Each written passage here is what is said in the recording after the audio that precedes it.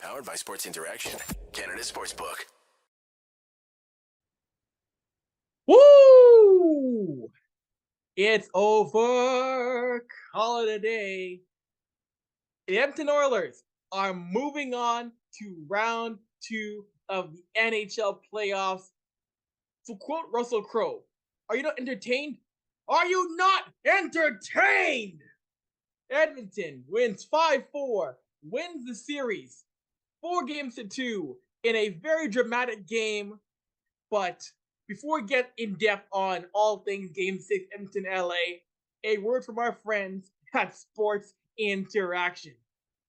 Get in on the action and make your bet with Sports Interaction.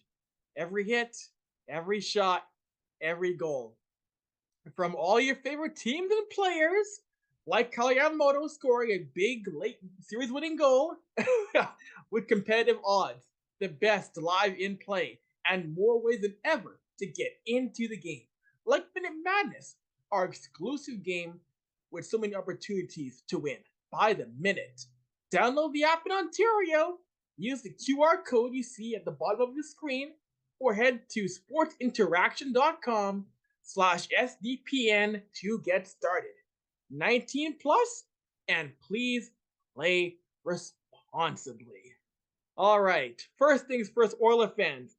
How are you feeling? How are your emotions? How's your heart rate right now? I'm sure there's many in the chat room right now who are just absolutely loving life right now. It was a night in which not only did the Oilers win, of course, we saw earlier game over Toronto, Leaf fans enjoying Toronto, finally getting to the second round, and for the second year in a row, the Edmonton Oilers, in dramatic fashion, knock off the LA Kings in an opening round series. And you know what? It felt like it was meant to be. How else would you have wanted this series to go? We always knew the LA Kings were not going to go down without a fight. We knew they were going to be a very determined hockey club with guys like Kem Fiala, Adrian Kempe, Anze Kopitar. I called on multiple shows. Edmonton in 6. It was not going to be a dog. It was not going to be a cakewalk for the Oilers. And this game once again showed the fight in the Kings. For a third game in this series, Edmonton, we saw, had a multi-goal lead, and the Kings said, oh, nice multi-goal lead you got there, Edmonton. Yoink, that's going to be gone pretty soon. We saw that once again, Edmonton couldn't find ways to put away LA, but at the same time, Connor McDavid strikes early in this game. And when Connor is feeling it, that's a tough guy to slow down, scores in the first 5 minutes of this game, but the Kings have a reply for them. But I gotta say, what a series for Mr. Klim Kostin. What a game for Klim Kostin. 2 goals tonight, an assist, a 3-point game. A guy who was pretty much a castaway from the St. Louis Blues in that deal. A guy who people didn't really think too much of when he was traded away from St. Louis. And he's now pretty much a folk hero. The guy is pretty much a folk hero in Edmonton. He comes in one of the first days in Edmonton, has a little laugh with the Edmonton media and Jim Matheson, scores goals, becomes a beloved figure for this franchise among the fan base on and off the ice, and now he's scoring big postseason goals. How can you not be in love with what he's done in the bottom 6 of this Oilers forward core? It's amazing. And I see the chat going down tonight. Yes, it's a solo show of me, yours truly, Avry here, holding down the fort on game over Edmonton. And I see, the chat room is bumping. We got all the regulars down in here. We got MGD. We got Francisco Frankie in here. All the people who hop on every night for Game Over. Eric Tanner. So many people who have been the regulars of Game Over Edmonton this entire season. And they're all fired up. They're all happy. And they have good reason to be now. They have good reason to be. And I do want to jump as my ring light turns way too bright out of the blue. Sorry, gang. I'm gonna try to fix that. That's a live programming. I know why my ring light's acting funny. Hang on, I'll try and let it really wash out with that light. Okay, a little better. But okay. So I want to say, before we get to all the highs and lows, I want to say, first of all, Yamamoto. I saw he had a tough series early on. You could tell he was struggling. He had chances in earlier games in this series. Things weren't going his way. But how fitting is it for him, though, in this game? Even before his game winning goal, we saw him get in behind the LA defense, a little lob play from Costin, almost got a shot on net to beat Corpusalo. He was getting his chances in this game. And then, in this tied game, Yamamoto comes from behind the net. And in a game like this, we already saw LA get 2 power play goals from just getting pucks on net. When there's traffic in front of the goaltender, you have to find ways to get shots on net. We saw earlier, Stuart Skinner let in a goal on a power play. The Kempe goal, Daddy goal. Couldn't see, screen. You could tell Stewart couldn't see what happened there on the power play goal LA scored. And again, Yamamoto comes out in front, just gets a little wrister on, lobs on to Corpusalo with at least 45 people in net. I'm sure there was Will Ferrell in front of net as well, too. He gets it on net, and it beats Corpusalo top shelf. Those are the kind of goals that find ways to win you a playoff series. And it gets that monkey off his back. It gets that weight off of his back after how this year has gone for him. I'm happy for him. The small guy on the ice sends Edmonton to round 2, where they will take on the Vegas Golden Knights. And if you're ESPN, if you're TNT, finally, after almost 10 years of waiting, you're getting McDavid and Eichel in a postseason series. Game 1's going to start. Game 1 and Game 2 will go down in Vegas, kick things off. But man, that is money. That is a money series right there. It's something that I think a lot of people have been waiting for quite some time. Edmonton and Vegas to finally meet in the postseason, and now we're gonna get it. Now it's finally going to happen, and I'm excited for it too. And even though, and again, Vegas is a very well-rounded team as well. I know people are talking about, oh, what about Laurent Brossoit? Vegas has had how many goaltenders this year, and they've still found a way to get to the second round. That is a team that scares me. If a team can roll 5, 6, 7, 8 goaltenders and still find ways to win, that's a team you cannot take lightly. Because again, there's still Laurent Brossoit, there's still Jonathan Quick. That's a team you cannot take lightly at all. But it's going to be a very fun series to watch. But this is a game in which I mentioned how the LA Kings showed absolutely no fight, no quit. Look at the shot totals. LA almost doubled the shot total of Edmonton. The Kings got so much traffic in front on Stuart Skinner. It was a challenging night, and we saw when Edmonton was up 4-3. I felt bad for Stuart not only because of what was clearly a misplay. His stick broke. His stick broke on that sequence into the Kempe goal to tie things up. And as a goalie, that's got to be just an awful feeling in which, yes, you're scored upon, but a goal in front of your net after a missed clearing attempt happens because your stick snaps on you. That has to be a bad feeling. But knowing Stewart, he's the kind of goaltender in which he's going to let that wash off his back, especially now, the fact that they won this game. He's the kind of goaltender in which this will be a thing of the past. He will not dwell on it. And that's a really big thing about Stuart Skinner. As a rookie, he has a great mind when it comes to, hey, what's done is done. I'm not going to let that game beat me up. We have bigger things to attend to. And again, rookie. First rookie since Andy Mogan Grand Fair to win a playoff game. But that composure he'll have when it comes to game 1 against Vegas, it's going to be fun to watch. It is absolutely going to be fun to see. And again, the depth, the guys putting up points. Yamamoto, Clean Costin, offense in other areas are how you're going to see this team go deep. 2022, we saw how, don't get me wrong, yes, Dry played great again. Yes, McDavid is still the captain. These guys are still the game breakers. They're still the supernovas who can turn your water off instantly. But in 2022, you didn't have 3 to 4 lines you rely upon. You didn't have that instant offense and the instant connectivity like you had now, which you're getting from the Costins, the Derek Ryans, the Nick Bukestads, etc., etc. This has been change team. And if you're Jay Woodcroft right now, you're smiling. If you're Jay Woodcroft, you have something special right now from this franchise. And I'm seeing a lot of capital letters. 44 Dill came here for Zach, stayed for Avry. I appreciate that. I appreciate your staying and seeing to watch my mug on your screen tonight at 11:10 p.m. Pacific time. And once again, big shout out to producer Robert. He's here helping me out once again. 1:10 a.m. Eastern time. We appreciate all of Robert's work. It's not easy to do so many of these game overs, and especially now in the playoffs when, hey, if this game went to triple overtime, it probably would have been just been me getting the show going, which I can do, but I appreciate the help here on the podcast. Oh my gosh, it was just a fun game. But again, I see, but I love the chat as well too. A lot of props to the LA Kings in the chat as well too. Ravina Brar, huge respect to LA. Again, a very fun series. And it's funny because I remember coming into this year, I thought the Kings might take a step back after that loss, but no.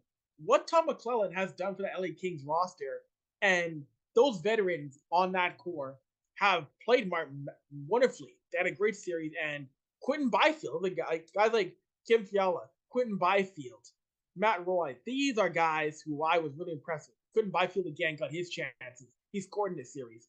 You all know I'm a huge Quentin Byfield stan. What I saw from him, he has a place in this LA Kings lineup for a very long time. It's only a taste of what he's done as a NHL hockey player. We know he had a little bit of time in the AHL with Ontario, but his game is coming along nicely. And now, hey, those of you who were downtown at the Moss Pit, hope you were behaving yourselves, because I saw some footage out there of people earlier, before the game began, people who were working down the barricades, storming into the Moss Pit, the party area. Hey, behave yourself, because we want to make sure these parties last the entire postseason. I don't want to hear about the parties been shut down. There's no more watch events because y'all were too busy breaking down the barriers. When they say it's full, it's full. But again, and also too, looking at the Oilers power play, which struck once again 9 power play goals in this series. At one point, Edmonton's power play was operating at 61%. Glenn Gulletson, take a bow, sir. Take a bow for what you've done with the Oilers special teams, because you've had a key hand in the best power play in the history of the NHL. And once again, in this first round series, it was so tough for LA to stop this power play.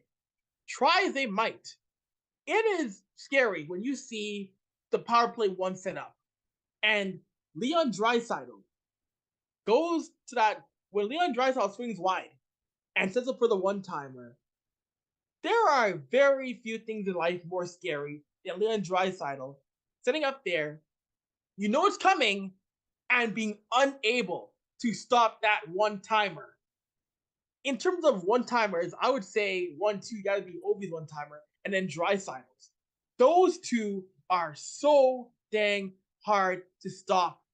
It's no wonder why Leon almost broke Tim Kerr's record for the most power play goals this season. I know he slowed down in a couple of games, but that record was in some real trouble of falling this year. I really thought Leon was going to get to 35 power play goals the way he was playing. And you know what? He might still next year. Don't count him out getting to 35 next year. Remember, Leon and Connor are not even close to 30 years old yet. There might be levels we still have not seen from these two. That should terrify the rest of the league, that these guys might get better still. That should be a very, very scary proposition if you're an opposing team, if you're an opposing GM, if you're an opposing fan, period. But then again, for Edmonton, not only did they find a way to, again, win the series in 6, you go on the road in a very hostile Crypto.com arena, a place that I think we all saw, we all heard. I know people don't want to, sometimes people don't want to give fans too much credit, but that's a hostile building. That's a building that can impact you. It's a building which Edmonton has had tough losses in before in the regular season and in the playoffs. Overcoming that and getting a massive win on the road to close out a series. Granted, a thing that they've done before, they did before last year in Calgary, they silenced the Saddle Dome in the second round, McDavid's overtime winner. But doing it again, building up the momentum, and hey, a 3-day break, something that favored LA more. That break due to the NBA playoffs favored the Kings way more than the Oilers after game 5. And Edmonton still finds a way to get past that, score the first goal, not break when LA tied this game up multiple times. That goes to show how different this team is because in not only last year, but in seasons prior, Edmonton, they were prone to not only bending, but breaking when they would face adversity of that level. This team didn't break. This team didn't break. In a game that, once again, of course, yes, there were penalties, but it was a game in which the officiating was very, left a lot to be desired on both sides. On both sides, it left a lot to be desired from both Edmonton and LA. And if you're NHL, like, I don't know what more you can do right now because this entire postseason, not just Edmonton and LA, but other series, the officiating, the discipline has just been straight up asinine. Like, I don't know what I know we're watching, but I don't know what the league is doing. I really don't. To deviate for 1 second, great example, the discipline. The Jordan Eberle hit on Andrew Cogliano. Andrew Cogliano has a fractured neck. And discipline from that is not befitting of what happened on that play. I'm just baffled. And I really hope that we don't have to have these debates or these discussions anymore come the second round because that series of Edmonton Vegas is going to be a very fun display of skill. It is going to be so much fun. And I know I mentioned McDavid and Eichel, but there's so much more of that. Again, you got Draisaitl, you got Nugent-Hopkins, Kane, Zach Hyman. But then again, too, we're gonna get Phil the Thrill Kessel. I don't get me wrong, I don't care what age he is. I still love watching Phil Kessel in the postseason. I'm a fan of his. He's a guy who I thought was going to be an Oiler this year. I thought he would have been a great Edmonton Oiler. Goes to Vegas, but man, that is going to be so many storylines to see for Edmonton and Vegas. That's a series I would love to be down there for one game. And again, I know we're gonna eventually get back Dennis helping out with Game Over. You're gonna get all of us back eventually. So, but no, it's fun here. It's like old times again with me doing a nice solo show on Game Over Edmonton. But again, I do feel good for Stuart Skinner and what he has done in a year in which he's an NHL All-Star. He takes the starting goaltender's job, and even before the tying goal, Skinner made some great saves on earlier LA Kings power plays when the game was 3-1. He made a couple of big pad saves, made a couple of big blocker saves. And you're seeing, as the season goes on, Stuart Skinner's game, you're seeing, even though at times there are some rookie mistakes, there are some plays where you might cringe, you're seeing him gain more confidence in his net. You see him make timely glove saves. And again, I just want to see how much more his game will evolve in Edmonton's net. I remember the bubble season 2021. I remember that year where they had Skinner play the one game against the Ottawa Senators. And you could see that, yes, Edmonton won, but you could tell, he needs a little bit more work. It was a work in progress because the goals Ottawa scored him in that 8-5 game, they weren't pretty. They were ugly goals.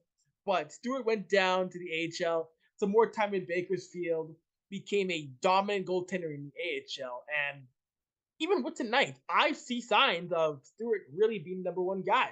And now I've been seeing the question marks now for next season in terms of we saw what happened in Winnipeg with Connor Hellebuck.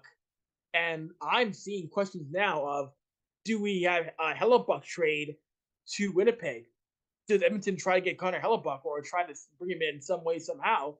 And I do think you do get one more year of Stuart Skinner and Jack Campbell, but I don't know. Like I think it would be fun to see a tandem of good old fashioned Stuart Skinner and Connor Hellebuck. That would be fun to watch if those two did get the reins in Edmonton. Of course, obviously, Hellebuck probably still want to be a number one goaltender, but that would be fun to watch. But I do think we do get one more year of Skinner and Campbell in net. And I'm seeing comment here from MGD. Oilers have 10 players at least one goal to start the playoffs. That is great. That is a great sign. We already saw.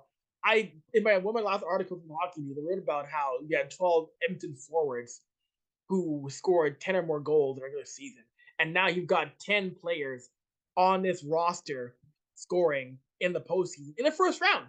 This is just 6 games. You got 10 different Oilers scoring. That is great to see. That is great to see. And yeah, no, but the series against Vegas is going to be a great test to see if this team really is meant to have a deep run in which you're getting back to the Western Conference Final or to the Cup Final. And that road might get a little bit easier if, say, for example, we have more Game 7s coming up on Sunday. The Avalanche are playing a Game 7 tomorrow night. I know they forced a Game 7, but I was one of the few people who said this series would go 7. If the Kraken knock down Colorado tomorrow night, if the Kraken win, that Western Conference road to the Cup Final for Edmonton gets very, very interesting. I mean, yes, you have to deal with still Vegas, still Seattle possibly, still Dallas, but Colorado out the way? Oh my goodness. That is Batman gift stroking your chin. That's an interesting road. And also, too, in the Eastern Conference, Florida, Boston. If the Panthers shock the world and come back from 3-1, you get out of the Western Conference, it's a crapshoot in terms of who you're facing in the East. So, but hey, gotta crawl before you can run. You know, however the saying goes, walk before you run before you crawl, run before you fly. You know the drill. Either way, task at hand right now is the Vegas Golden Knights for the Edmonton Oilers in a series in which, and you know what though, even though this series is going to start in Vegas, Edmonton this year, they've got a lot of good luck. They've had a good record winning in Vegas historically. They do really well playing on the road against the Vegas Golden Knights. So I'm not too worried about that from that aspect. I might be better for them right now if they take those first. I think it's gonna be big though for the Oilers to take those first 2 games on the road in front of a rowdy Vegas crowd. We talk about the atmosphere in Edmonton being nuts. We talk about the atmosphere in Toronto and LA being electric. Vegas, a Vegas Golden Knights crowd. I've been there. I've been to Vegas to watch NHL hockey from well before puck drop. That is a lively crowd. They have a parade to the rink before every game. Drumline, band. It's a fun mark. I know people, if you've never been to a game in Las Vegas, Nevada, you have to go because they embrace the over-the-top elements of what Vegas is supposed to be, and that's from before puck drop, warm-ups, in-game. If you're a Vegas Golden Knights fan, you're fired up for that thing. But it's a fun market to be in there. It is absolutely fun. And I know we teased Audie coming on the show tonight, but under the weather. So we'll try to get Audie back on again. And for the record, I know we were talking about Audie on show, and there is no curse. There is no curse of Audie James on opposing game over streams. It does not exist.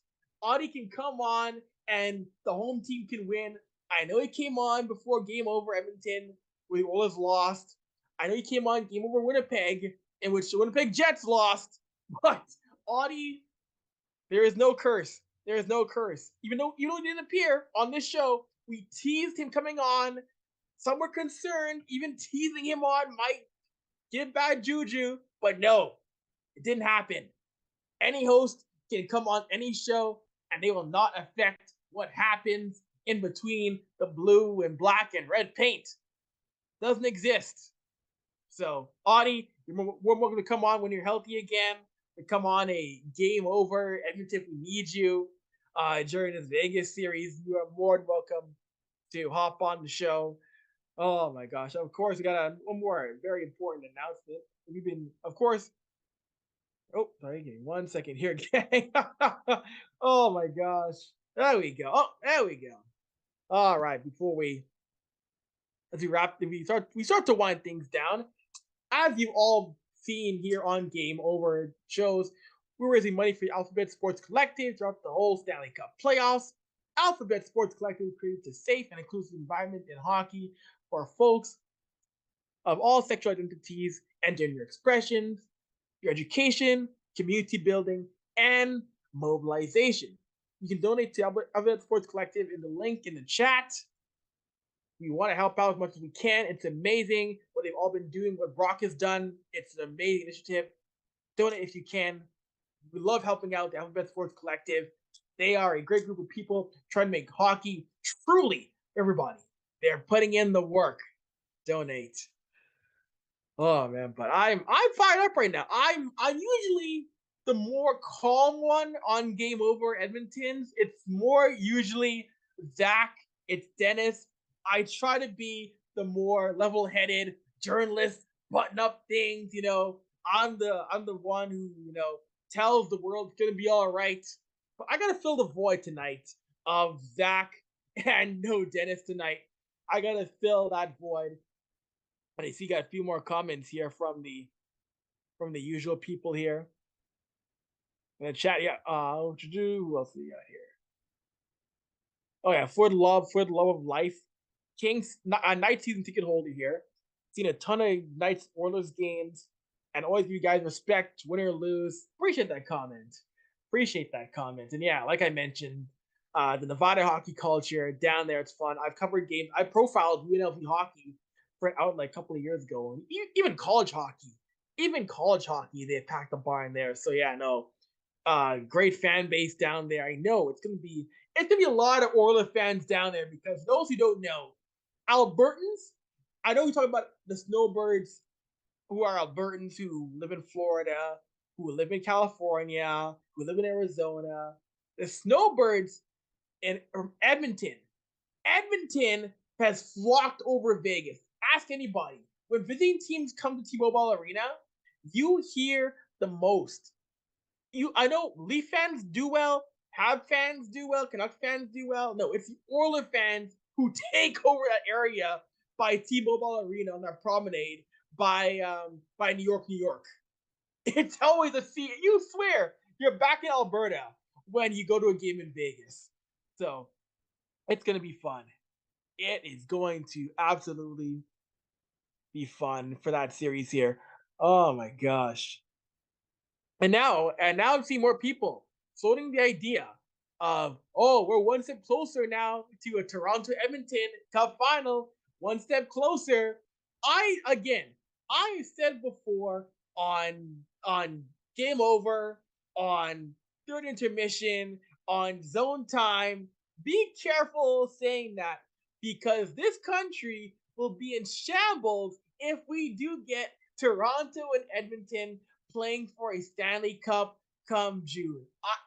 The SDPN is going to be divided between Toronto and those who don't want Toronto to win and those who don't want Edmonton to win. The network is going to be chaotic if we do get that as a Stanley Cup fight. Again, I've said before, I said to Robert, I said to SDPN guys, that happens. I'm coming to the studio, I'm crashing the set, I'm putting my feet up on that new desk for the new brick studio. I'm saying what's good if we do get Toronto and Edmonton in the Cup final. It's going to happen. It is going to happen, but we're going to wrap things up here. on Game Over Edmonton. And as always, if you like the content, please help us out. All the Game Over streams, share, comment, tell your friends, tell your enemies, tell your frenemies about what we're doing here on SDPN. So until next time, until round 2, I'm Avery Lewis McDougall. Thank y'all for tuning in. Oilers moving on to play the Vegas Golden Knights after a big 5-4 win over the LA Kings. Have a good night. Game over!